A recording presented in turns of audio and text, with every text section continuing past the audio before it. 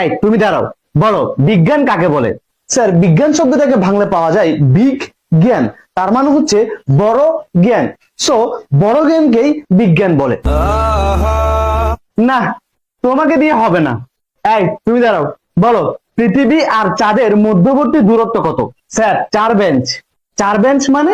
Sir 4 bench আগে আপনার মেয়ে বসে আছে, আপনার মেয়ে হচ্ছে 4, আর আমি আপনার মেয়ের পৃথিবী।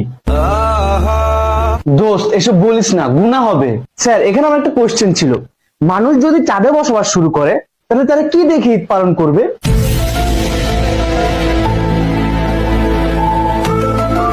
দোস্ত, ঈদ একটা পবিত্র জিনিস, এসব বলিস না, গুনাহ হবে। স্যার, এখানে আমারও একটা কোশ্চেন আছে, পৃথিবীতে থাকা মানুষরা চাঁদকে দেখিয়ে বলে ওই যে দেখো চাঁদ মামা, তার মানে পৃথিবী হচ্ছে চাঁদের বোন আর চাঁদ হচ্ছে পৃথিবীর ভাই, এই কারণে হয়তো তাকে মামা ডাকা হয়। তাহলে চাঁদে যদি মানুষ থাকে তাহলে মানুষরা পৃথিবীকে দেখিয়ে কি বলবে? ওই যে দেখো পৃথিবী আন্টি। দোস্ত, এসব বলিস না, গুনাহ হবে। তো একটু আগে তুই বলছিলি স্যারের মেয়ে চাঁদ আর তুই পৃথিবী, তাহলে কি তোরা ভাই বোন?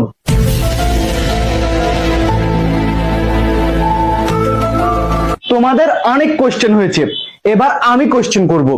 বলো, ডাইনোসর বিলুপ্ত হওয়ার প্রধান কারণ কি?